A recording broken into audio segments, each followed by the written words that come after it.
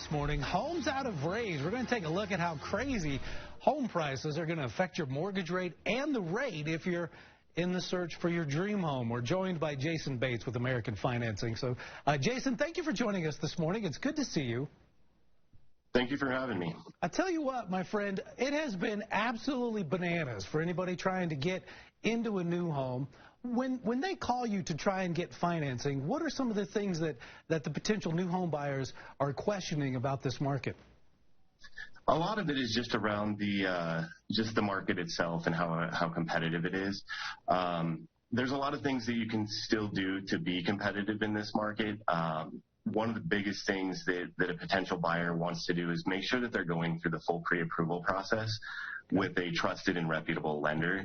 That'll make it to where when you're out there shopping, you're putting in offers, you're able to get in front of it and close faster, make sure that you don't have any problems with your loan as you're going through the transaction.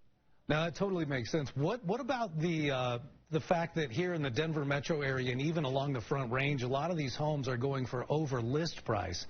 Do people need to have a large stash of cash to cover that gap between what they offer, what the appraisal is, and what the final price will be?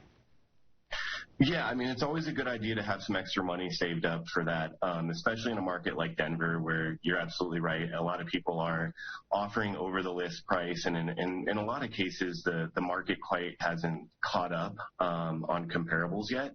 So we are seeing that in cases that the appraisal will come in lower than what the contract purchase price is. So it's a really good idea if you have the ability to save up some extra money and maybe be able to cover that difference between the appraisal and the purchase price. Now, Jason, can you speak to that a little bit? Because for those who don't have that large pile of cash that they can cover that appraisal and they need, say, a conventional loan, how long will it take for the appraisals to reflect what's really happening in the housing market so that on your side, the loan finance side, will mirror what is going on in the market? So a 515 house is actually going to get that 515 loan.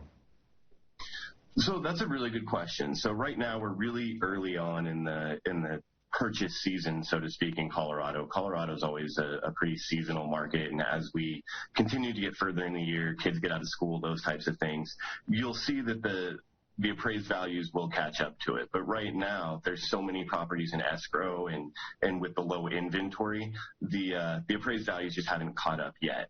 So that's why, it's going to take a little bit of time before the appraised values catch up with the new purchase prices.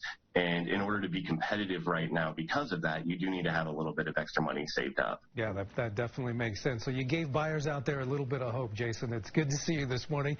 Thank you for the hope, and thank you for joining us here on Daybreak. We hope you have a good day. Sounds good. Thank you so much. Chris, Ashley will send in